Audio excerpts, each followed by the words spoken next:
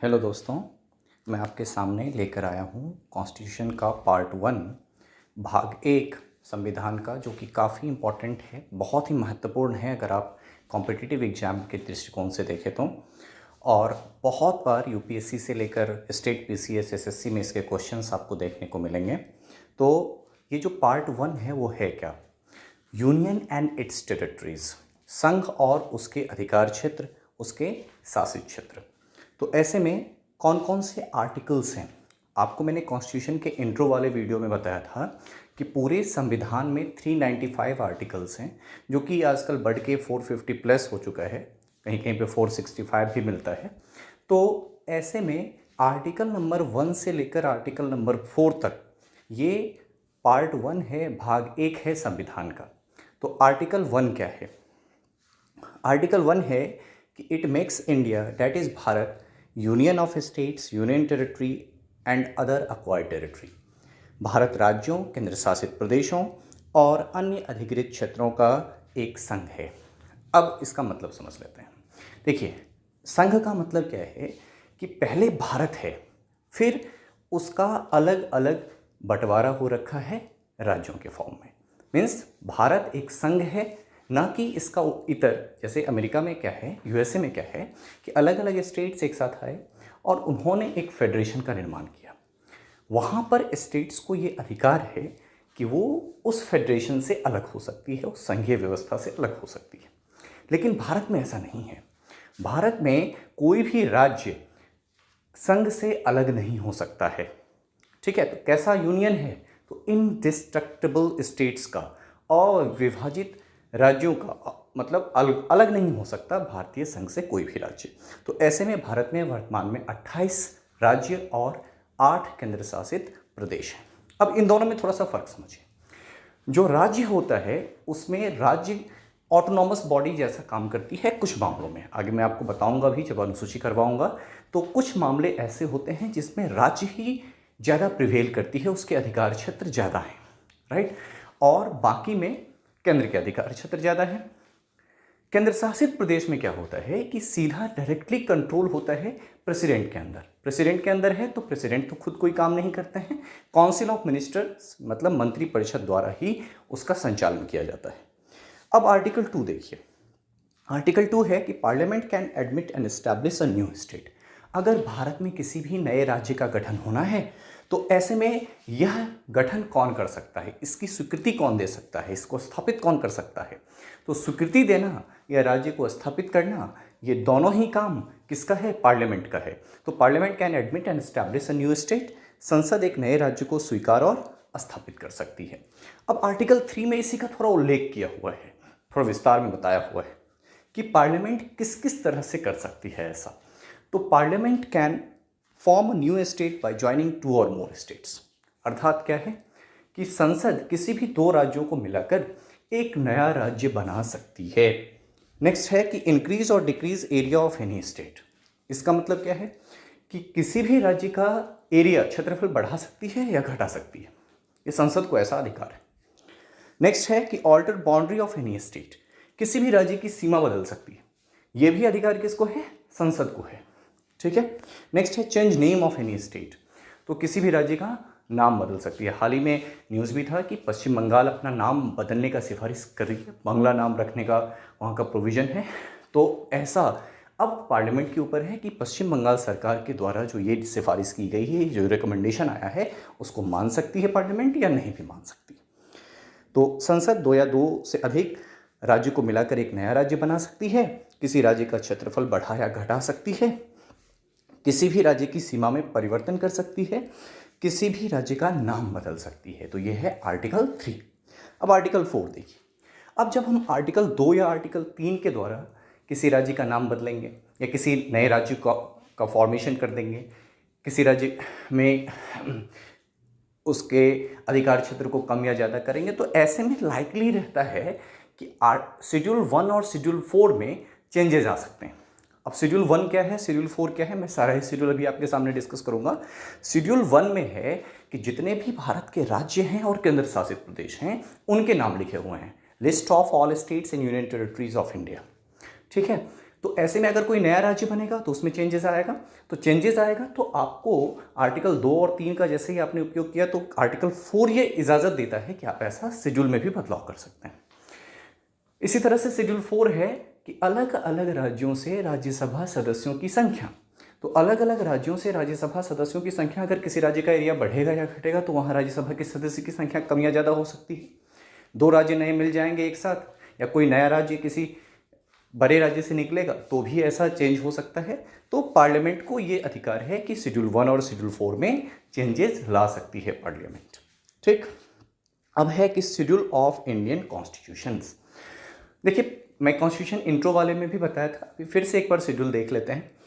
First schedule में है, प्रथम अनुसूची में क्या है, list of state and union territory, राज्यों और केंद्र शासित प्रदेशों के नाम लिखे हुए हैं यहाँ पर। नेक्स्ट है सेकेंड शेड्यूल। सेकेंड शेड्यूल में क्या है कि list the salary of officials holding public office, जैसे प्रेसिडेंट, जजेस, कंट्रोलर एंड ऑडिटर जनरल, तो इन सब के सैलरीज का ब्यौरा, इनके वेतन का ब्यौरा आपको कहाँ मिलेगा, शेड्यूल 2 में मिलेगा। किनके, तो कुछ जो बड़े ऑफिशियल्स हैं उनके सैलरीज का ब्यौरा। नेक्स्ट जो है थर्ड शेड्यूल। थर्ड शेड्यूल में है कि oath and affirmation of elected officials including जजेस, इन सब के ओथ एंड अफर्मेशंस हैं, जो भी इलेक्टेड ऑफिशियल्स हैं, जो भी निर्वाचित पदाधिकारी हैं, और जजेस के जो ओथ एंड अफर्मेशन है वो आपको शेड्यूल 3 से मिलेगा, अनुसूची 3 में मिलेगा। नेक्स्ट है फोर्थ शेड्यूल, चौथी अनुसूची। यहाँ पे राज्यसभा सदस्यों के, अलग अलग राज्यों से राज्यसभा सदस्यों की क्या संख्या है, from different states, number of Rajya Sabha MPs कितने होंगे, ये है फोर्थ शेड्यूल। फिफ्थ शेड्यूल जो है, जो कि देखिए जब देश बन रहा था तो उस समय बहुत सारे ऐसे ट्राइबल्स थे जिनको कि अलग से एडमिनिस्टर करने की आवश्यकता थी, और अगर एकाएक उन पर आम जन के ऊपर जैसा लॉ है वैसा लॉ लगा देंगे तो उनको हमारे साथ अमलगमेट होने में, हमारे साथ मिलने में काफ़ी टाइम लगेगा, दिक्कत होगी। इसीलिए बहुत सारे राज्यों में ट्राइबल एरियाज़ को अलग से एडमिनिस्टर किया जाता है। तो पूरे भारत के सभी ट्राइबल या शेड्यूल एरियाज़ का शेड्यूल 5 में है जिक्र एडमिनिस्ट्रेशन का, कौन कौन सा एरिया है उसमें, और शेड्यूल 6 में 4 राज्यों के हैं। ये 4 राज्य कौन कौन से हैं, तो असम, मेघालय, त्रिपुरा और मिजोरम, ये शेड्यूल 6 में, मतलब शेड्यूल 5 में ऑल ओवर इंडिया का, और शेड्यूल 6 में स्पेशली इन 4 जो नॉर्थ ईस्टर्न स्टेट्स हैं उनका है एडमिनिस्टर, मतलब ट्राइबल एरियाज़ को अलग से एडमिनिस्टर करने का, अलग से वहाँ पे प्रशासनिक व्यवस्था लगाने की बात है। नेक्स्ट है सेवेंथ शेड्यूल। सेवेंथ शेड्यूल में 3 तरह के लिस्ट हैं, 3 तरह की सूची है। एक है यूनियन लिस्ट, एक है स्टेट लिस्ट, और एक है कंकरेंट लिस्ट। देखिए यूनियन लिस्ट क्या कहता है, यूनियन लिस्ट में संघ या केंद्र सरकार के अधिकार क्षेत्र की बात होती है, वहाँ उनका क्या जुरिस्डिक्शन है उसकी बात होती है। पहले जब ओरिजिनली इसको डिजाइन किया गया था तो इसमें 97 थे सब्जेक्ट्स, करेंटली कितना है 100 सब्जेक्ट्स। इसी तरह से जो राज्य है उसमें जब ओरिजिनली डिज़ाइन किया गया था कॉन्स्टिट्यूशन को तब 66 सब्जेक्ट्स थे, करेंटली कितना है 61 सब्जेक्ट है। कंकरेंट लिस्ट में ओरिजिनली 47 सब्जेक्ट थे और वर्तमान में कितना है 52 सब्जेक्ट्स हैं। तो ये भी ध्यान रखना, यहाँ से भी क्वेश्चन आता है सिंपली कि कितने सब्जेक्ट हैं कंकरेंट लिस्ट में, समवर्ती सूची में कितने हैं, राज्य सूची में कितने हैं, संघ सूची में। नेक्स्ट है 8th शेड्यूल। देखिए 8th शेड्यूल में बहुत सारे भाषा को रिकॉग्नाइज किया गया है, पहचान मिली है, मतलब उसको कह सकते हैं कि कॉन्स्टिट्यूशन द्वारा संवैधानिक अधिकार प्राप्त हुआ है इन भाषाओं को। ऐसी भाषाएं कुल भारत में 22 हैं, 22 है। इन 22 भाषाओं का लिस्ट कि कौन कौन सी भाषाएं हैं जिनको कॉन्स्टिट्यूशनली रिकॉग्नाइज किया गया है, संवैधानिक पहचान मिली है, वो यहाँ पर शेड्यूल 8 में लिखा हुआ है। तो शेड्यूल 8 में पहले 14 लैंग्वेजेस थे, फिर 1967 में सिंधी को ऐड किया गया, 1992 में फिर से 3 और लैंग्वेज को ऐड किया गया, नेपाली, कोंकणी और मणिपुरी को, ठीक है 1992 में। फिर 2004 में 4 और लैंग्वेज को किया गया, संथाली, डोगरी, बोडो और मैथिली, ये 4 लैंग्वेजेस को। तो ऐसे 14 से 15, 15 से 18 और 18 से फिर 22 लैंग्वेजेस हैं करेंटली। नेक्स्ट है 9th शेड्यूल। देखिए 9th शेड्यूल में बेसिकली जो लैंड सीलिंग वगैरह है उसके लिए कानून लाया गया था कि कुछ करीब आज के डेट में भी 284 ऐसे लॉज हैं जो जुडिशियल रिव्यू के अंतर्गत नहीं आते हैं, मतलब कोर्ट उसमें डायरेक्टली हस्तक्षेप नहीं कर सकती है। तो पहला जो कॉन्स्टिट्यूशन में अमेंडमेंट हुआ था, पहली बार जो संविधान में संशोधन की गई थी, वो इसी शेड्यूल को जोड़ने के लिए की गई थी, 9th शेड्यूल को। तो the 9th schedule contains a list of central and state laws which can not be challenged in courts. It was added by first constitutional amendment act 1951। ठीक है, तो 1951 में ये भी क्वेश्चन आ सकता है, क्योंकि जो भी बाद में ऐड किया गया, ओरिजिनली 8 अनुसूची था, 8 ही शेड्यूल थे पूरे कॉन्स्टिट्यूशन में, और करेंटली अगर 12 है तो ये 12 तक कैसे पहुंचा? तो 9th पहले 1951 में ही ऐड हो गया था। नेक्स्ट है 10th शेड्यूल। देखिए, इसको दल बदल कानून भी कहते हैं। 10th शेड्यूल में जो चीज़ें लिखी गई हैं, एंटी डिफेक्शन लॉ, कि सपोज़ अगर मैं एक एग्जांपल देता हूँ कि कोई व्यक्ति अगर किसी पार्टी से चुनाव जीतता है और सपोज चुनाव जीतने के बाद वो पार्टी छोड़ देता है, तो उसकी सदस्यता चली जाएगी। क्योंकि पहले ऐसे केसेस बहुत हुआ करते थे, जीतते किसी और पार्टी से थे, वोट किसी और पार्टी के पक्ष में दे रहे हैं। तो ये जो चीज़ें हैं, इसको कंटेन करने के लिए, इसको रोकने के लिए ये कानून लाया गया एंटी डिफेक्शन लॉ का। हालांकि यहाँ पर ऐसा भी है कि कुल जीता हुआ प्रतिनिधि अगर होता है, सपोज कि 20 हैं आपके टोटल, उसमें से अगर 2/3 प्रतिनिधि किसी दूसरे पार्टी में मिल जाते हैं, तो फिर उसको एंटी डिफेक्शन लॉ जो है प्रोटेक्शन देती है। ऐसा हो सकता है, 2/3 तोड़ना पड़ेगा पार्टी को तोड़ने के लिए। ठीक है, नेक्स्ट है 11th शेड्यूल। तो हाँ, 10th शेड्यूल को ऐड किससे किया गया था?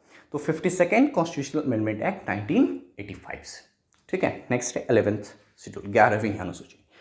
कुल विषय जो है ग्राम पंचायत के अधीन, टोटल नंबर ऑफ सब्जेक्ट्स जो है ग्राम पंचायत के अधीन, वो है 29 विषय दिए गए हैं। क्योंकि ग्राम पंचायत भी एक लोकल लेवल पर स्थानीय प्रशासनिक व्यवस्था है, स्थानीय सरकार, निकाय की सरकार वहाँ बनेगी, तो उनको भी अधिकार क्षेत्र होना चाहिए, उनका भी स्पेसिफिक होना चाहिए कि किस क्षेत्र में काम करेंगी। तो ऐसे 29 विषय उनके लिए निर्धारित किए गए हैं।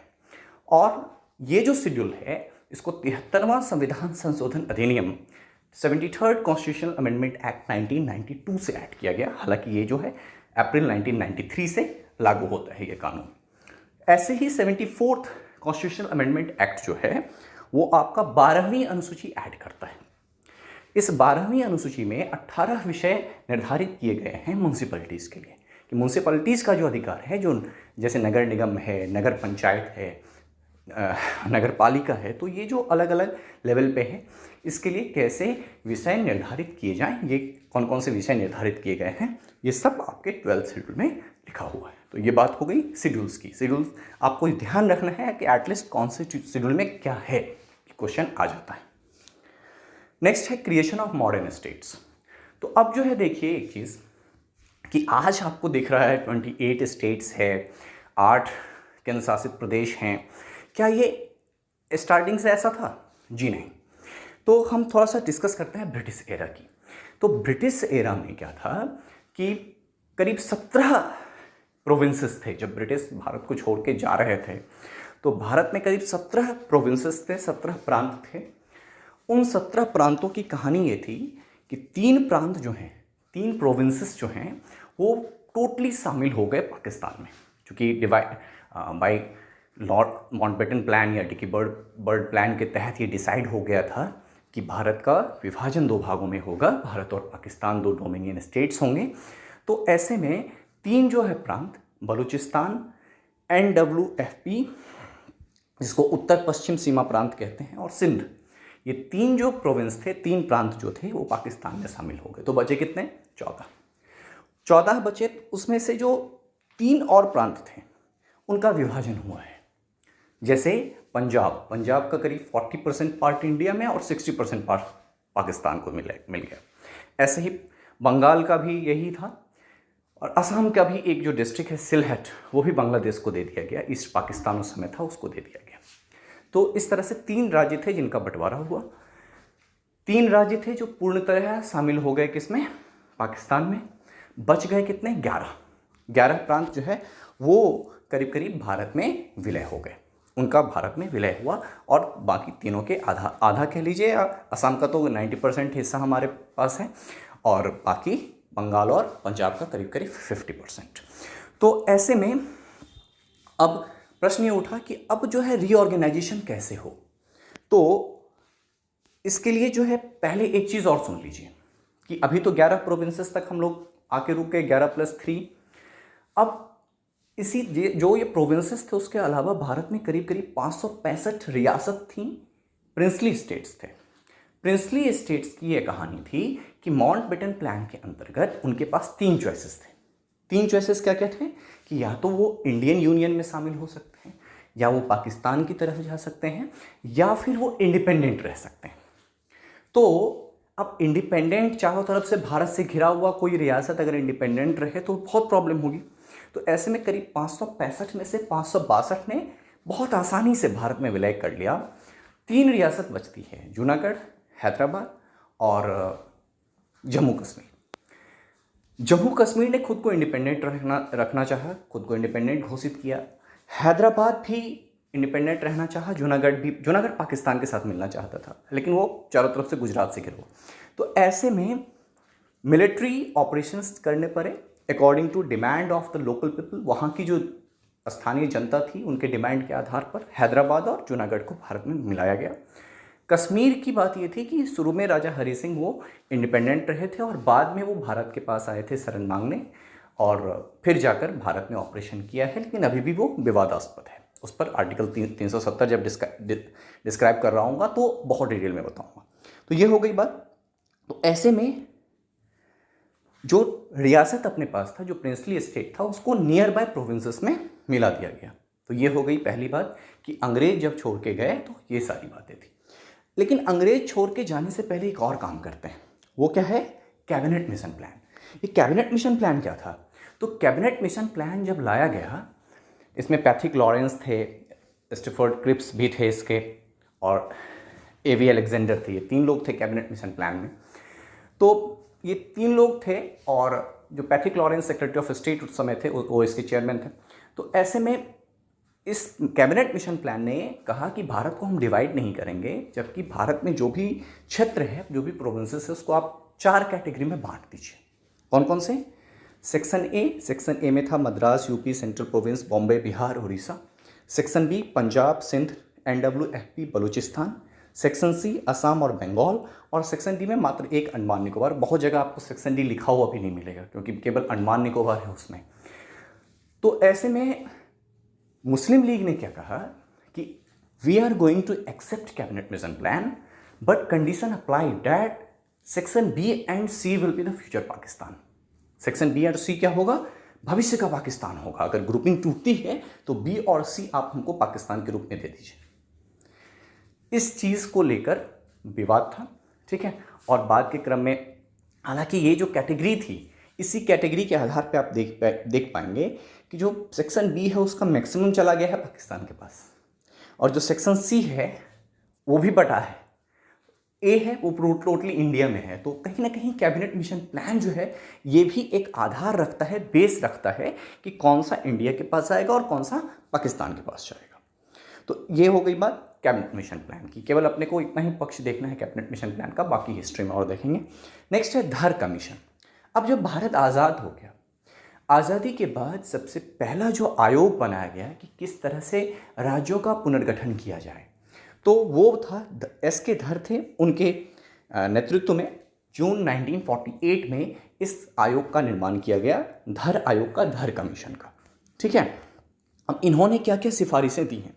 तो इन्होंने कहा है कि हमें 4 चीज़ों को ध्यान रखना है इनकी सिफारिशों के आधार पे। क्या क्या? तो एक तो भौगोलिक संदर्भ कि किस तरह से किस राज्य का ज्योग्राफिकल लोकेशन कहाँ है। दूसरा है कि अगर हम राज्य को डिज़ाइन करते हैं, उसका बाउंड्री डिसाइड करते हैं, तो वो फाइनेंशियली स्टेबल या सेल्फ रिलायबल होगा या नहीं, राइट। तो वित्तीय आत्मनिर्भर होना भी जरूरी है। और थर्ड कहा कि प्रशासनिक व्यवहार्यता भी होनी चाहिए कि एडमिनिस्ट्रेटिव, ऐसा नहीं कि कोई एरिया दे दिया जहाँ पर जाना ही उस राज्य के द्वारा संभव नहीं है, तो ये ऐसा नहीं कर सकते कि आपको एडमिनिस्ट्रेटिवली वो वायबल होना चाहिए। नेक्स्ट है पोटेंशियल फॉर डेवलपमेंट, और विकास के लिए भी उपयुक्त तो होना चाहिए। तो इस तरह से आपको बांटना है, स्टेट को रीऑर्गेनाइज करना है। जब धार कमीशन के आधार पे लगा, लोगों को एक हिडन डिमांड चल रही थी कि यहाँ पर कहीं लिंग्विस्टिक बात नहीं है, कहीं पे भी भाषा के आधार पे बात नहीं है, तो लोगों ने इसका विरोध करना शुरू किया। खास करके दक्षिण के राज्य इसका विरोध करना शुरू करते हैं। तो ऐसे में कांग्रेस का अधिवेशन 1948 में जब हुआ जयपुर में दिसंबर में, तो ये डिसाइड किया गया, जो उस समय के 3 बड़े नेता थे, जवाहरलाल नेहरू, वल्लभ भाई पटेल और पट्टाभी सिद्धारमैया, ये 3 लोग थे। इनके नेतृत्व में एक कमेटी गठन की गई जिसका नाम रखा गया जेवीपी कमेटी। तीनों के फर्स्ट लेटर्स हैं। तो जेवीपी कमेटी ये उसी समय 1949 के आप कह लीजिए जनवरी से इन्होंने काम करना शुरू किया है। तो इस आयोग ने कहा कि अगर आपको राज्य को गठित करना है, if you have to form the state, then security, unity and economic prosperity, ये तीनों चीज़ को ध्यान रखना है, सुरक्षा, एकता और आर्थिक समृद्धि। तो इस आयोग ने, इस समिति ने ये सिफारिश दी है। लेकिन एक बीच में प्रॉब्लम स्टार्ट होता है। क्या प्रॉब्लम स्टार्ट होता है कि मद्रास क्षेत्र से जो तेलुगु भाषी क्षेत्र था, पहले मद्रास बहुत बड़ा क्षेत्र था, मद्रास प्रोविंस बहुत बड़ा प्रोविंस था, वहाँ से जो तेलुगु स्पीकिंग पीपल थे, तेलुगु बोलने वाले लोग, उन लोगों ने आंदोलन शुरू किया। और आंदोलन अपने चरम पर तब पहुँचा जब वहाँ पे एक व्यक्ति थे जिनका नाम था potty Shri Ramulu. Potty Shri Ramulu fast करते रहे, व्रत वो करते रहे आमरण अनशन तक, और उनका डेथ भी हो गया। जब उनका डेथ हो गया तो तेलुगु स्पीकिंग एरिया में काफ़ी दंगे होने शुरू हो गए। इसको देखते हुए आनन फानन में नेहरू जी ने आंध्र प्रदेश राज्य का गठन कर दिया। तो ऐसे में first linguistic state formed in India was Andhra Pradesh 1953 में, दिसंबर 1953 में आंध्र प्रदेश पहला लिंग्विस्टिक स्टेट बन गया। लेकिन इसने एक बेसिस दे दिया, एक आधार दे दिया कि अब जो भी नया राज्य का डिमांड होगा उसमें लैंग्वेज जो है प्रिवेल कर जाएगा, लैंग्वेज प्रायोरिटी हो जाएगी, क्योंकि एक राज्य आपने लैंग्वेज के आधार पे बनने दिया है, तो अब लैंग्वेज जो है वो बहुत बड़ा रोल प्ले करने वाला है। तो जब ऐसा लगा कि अब लैंग्वेज के अलग अलग डिमांड शुरू होंगे राज्य के लैंग्वेज के आधार पे, तो ऐसे में एक व्यक्ति हैं जिनका नाम है जस्टिस फजल अली, जस्टिस थे। तो जस्टिस फजल अली के नेतृत्व में नेहरू जी ने आयोग बनाया है, जिस आयोग के सिफारिश पे ही राज्यों का पुनर्गठन होता है बाद में। तो दिसंबर 1953 में ही, ठीक है, तो एक बार मैं इसको रीड कर देता हूं कि potty Shri Ramulu became famous for undertaking the hunger strike in support of formation of an Indian state for Telugu speaking population of Madras presidency and he lost his life in this process। तो potty Shri Ramulu का निधन हो जाता है ऐसा करते हुए, और his death sparked public writing and Indian Prime Minister Jawaharlal Nehru declared intent to form Andhra state 3 days following, 3 दिन में ही बना दिया था। ठीक है, तो अब इसके बाद फजल अली आयोग का गठन किया 1953 में ही। तो इसके चेयरमैन, चूंकि फजल अली कमीशन ही नाम है, तो इसके चेयरमैन कौन होंगे? जस्टिस फजल अली। और अन्य सदस्य थे हृदयनाथ कुंजरू और के.एम. पानीकर, ये 2 अन्य सदस्य थे इस फजल अली कमीशन के। अब इन्होंने जो इनका फॉर्मेशन जो 1953 में हुआ था, तो इस आयोग ने क्या सिफारिश दिया है? इस आयोग ने जो the commission submitted its report on सितंबर 1955। तो जो जस्टिस फजल अली कमीशन 1953 में बनी, उसने रिपोर्ट कब दिया है? 1955 में, सितंबर 1955 में। और इसने 4 मेजर फैक्टर को एक्नॉलेज किया है, 4 बड़े जो घटक थे उनको एक्नॉलेज किया है।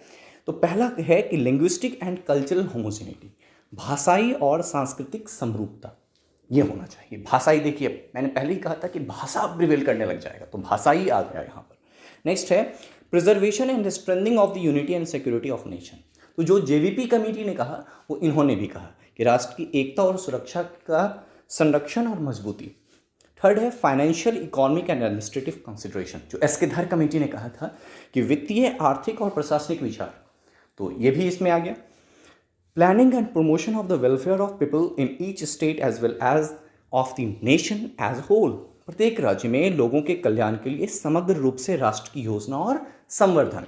ठीक है, तो इसने क्या कहा कि जो 27 उस समय स्टेट्स बन सकते थे पॉसिबल, उसको क्या कीजिए आप 16 स्टेट और 3 यूनियन टेरिटरी में डिसाइड कीजिए। तो इसके बहुत सारे सिफारिशों को केंद्र सरकार ने माना है और मानने के बाद पहला reorganisation act, state reorganisation act 1956 लाया गया। स्टेट रीऑर्गेनाइजेशन एक्ट 1956 जो है वो 14 राज्य और 6 केंद्र शासित प्रदेश के रूप में गठित करता है, पूरे भारत को बांटता है 14 राज्य और 6 केंद्र शासित प्रदेश के रूप में, ठीक है, 14 स्टेट्स एंड 6 यूटीज के रूप में। तो अब स्टेट रीऑर्गेनाइजेशन एक्ट का देख लेते हैं कि 14 बड़े बड़े राज्य थे, जैसे कि बिहार, पश्चिम बंगाल, उड़ीसा, उस समय यूनाइटेड प्रोविंस जो आज के डेट में उत्तर प्रदेश है, या सेंट्रल प्रोविंस जो आज के डेट में मध्य प्रदेश और छत्तीसगढ़ है। तो ऐसे फिर आपका उस समय महाराष्ट्र में बॉम्बे था, उस समय महाराष्ट्र नहीं था, बॉम्बे था, आगे देखेंगे इसको। तो 14 बड़े बड़े राज्य, उसमें जम्मू कश्मीर भी था, पंजाब भी था, ठीक है, राजस्थान भी था। तो ऐसे 14 करीब बड़े राज्य थे। असम, नॉर्थ ईस्ट में असम था। अब मैं एक एक करके इस 14 के बाद 15 स्टेट्स, आपको करीब करीब नाम भी पता होगा 28 स्टेट्स का, तो बाकी जो स्टेट का फॉर्मेशन हुआ है वो मैं आपको डिस्कस करके बताता हूँ, और देन यू विल रिकॉग्नाइज कि कौन से पहले 14 स्टेट्स थे। तो 15th स्टेट जो है वो गुजरात। अब गुजरात का गठन कैसे हुआ? तो बॉम्बे को 2 भागों में डिवाइड किया गया। जब लैंग्वेज, बाद में हर जगह लैंग्वेज मोटो हो गया था, तो ऐसे में गुजराती स्पीकिंग पीपल अलग होना चाहते थे, वो अलग से अपना रिप्रेजेंटेशन चाहते थे। तो ऐसे में बॉम्बे राज्य को 2 भागों में बांटा गया, महाराष्ट्र और गुजरात, मराठी बोलने वाले महाराष्ट्र और गुजराती बोलने वाले गुजरात। तो गुजरात 15वां राज्य बना गुजराती लैंग्वेज के आधार पर। नेक्स्ट है 16th स्टेट। देखिए, नागालैंड जो है वो सेसेशन, इंडिया से अलग होना चाहता था। वहाँ पे सेसेनिस्ट वाली एक्टिविटी, अलगाववादी एक्टिविटी जो है वो काफ़ी ज़्यादा थी। तो ऐसे में नागालैंड जो अलग होना चाहता था, तो नागालैंड को भी एक नागा एकॉर्ड के द्वारा भारत में मिलाया गया, उनको रखा गया अलग, एक रिकग्निशन मिली राज्य के रूप में। तो दूसरा राज्य बना है नागालैंड। कुछ पार्ट उसको असम के दिए भी गए, जैसे दिमापुर वगैरह। नेक्स्ट है 17th स्टेट, हरियाणा। हरियाणा 17वां राज्य बना। इस समय 2 बातें हुई, पंजाब के में ही एडमिनिस्ट्रेशन के अंतर्गत ही हिमाचल प्रदेश भी था और हरियाणा भी। तो हरियाणा को अलग राज्य का दर्जा मिल गया, कॉमन एक यूनियन टेरिटरी भी चंडीगढ़, और दोनों की कॉमन कैपिटल भी चंडीगढ़, और साथ के साथ हिमाचल प्रदेश को इससे अलग कर क्या बना दिया गया? यूनियन टेरिटरी बना दिया गया। और फिर 18th स्टेट के रूप में हिमाचल प्रदेश को 1971 में, 5 साल बाद 1966 में हरियाणा बना है और हिमाचल प्रदेश यूनियन टेरिटरी बना है। और 1971 में हिमाचल प्रदेश को क्या बना दिया गया? तो राज्य बना दिया गया। नेक्स्ट है 3 राज्य का गठन हुआ है 1972 में। 1972 में कौन कौन से? 19th, 20th और 21st स्टेट, मणिपुर, मेघालय और त्रिपुरा। तो नॉर्थ ईस्टर्न स्टेट्स देखिए बाद के क्रम में आते हैं, पहले नागालैंड आया, अब 3 और राज्य आ गए। असम पहले से ही था, टोटल 8 है वहाँ पर। तो ये अभी तक कितने हो गए? 5। नेक्स्ट है 22nd स्टेट के रूप में सिक्किम भारत का हिस्सा नहीं था। सिक्किम जो है वो ब्रिटिश इंडिया और चाइना के बीच में एक बफर स्टेट के रूप में काम करता था। सिक्किम, नेपाल, तिब्बत, ये सब बफर स्टेट हुआ करते थे ब्रिटिश इंडिया और चाइना के बीच में। तो सिक्किम में जब वहाँ के लोगों के द्वारा वहाँ पे बहुत ज़्यादा वहाँ के जो राजा थे उनके खिलाफ एक्टिविटीज़ शुरू हो गई, तो इंडिया ने उसको सपोर्ट किया है वहाँ के लोगों को, और फिर सिक्किम का भारत में विलय होता है 1975 में। हालांकि 1974 में ही बहुत सारा प्रोसेस कंप्लीट हो जाता है, 1975 में ऑफिशियली। फिर है 1987 में 3 जो अभी तक यूनियन टेरिटरी के रूप में थे 3 प्रदेश, जैसे अरुणाचल प्रदेश, मिजोरम और गोवा, उनको राज्य का दर्जा दे दिया जाता है। अरुणाचल प्रदेश, मिजोरम और गोवा। तो 25th स्टेट के रूप में गोवा आ गया 1987 में। फिर 2000 में 1 नवंबर को, 9 नवंबर को और 15 नवंबर को 3 राज्य गठित किए गए 2000 में। कौन कौन से? तो 1 नवंबर को छत्तीसगढ़, 9 नवंबर को उत्तराखंड और 15 नवंबर को झारखंड। उत्तर प्रदेश से अलग होकर उत्तराखंड, मध्य प्रदेश से अलग होकर छत्तीसगढ़ और बिहार से अलग होकर झारखंड। फिर 2 जून 2014 को आंध्र प्रदेश से अलग होकर तेलंगाना हालांकि यहाँ पर अब देखिए दोनों तेलुगु स्पीकिंग स्टेट है, लेकिन अब डेवलपमेंट का एक हो जाता है प्रोसेस। 3 भाग वहाँ पर था, एक कोस्टल एरिया, एक तेलंगाना और एक रायलसीमा। तो रायलसीमा और कोस्टल एरिया आंध्र प्रदेश में है और तेलंगाना वाला एरिया अलग हो गया है आंध्र प्रदेश से 2 जून 2014 को। ठीक, इसके बाद फिर से घटना हुई, आर्टिकल 370 में कुछ बदलाव किया गया। तो ऐसे में जम्मू कश्मीर के जो स्टेटहुड था, राज्य का दर्जा जो था वो छीन लिया गया और अभी फिलहाल जम्मू कश्मीर क्या है, यूनियन टेरिटरी है। तो ऐसा कब हुआ, तो 31 अक्टूबर से ऐसा हो गया 2019 में। ठीक है, हालांकि 5 अगस्त को ही लाया गया था ये, लेकिन विथ इफेक्ट फ्रॉम 31 अक्टूबर 2019।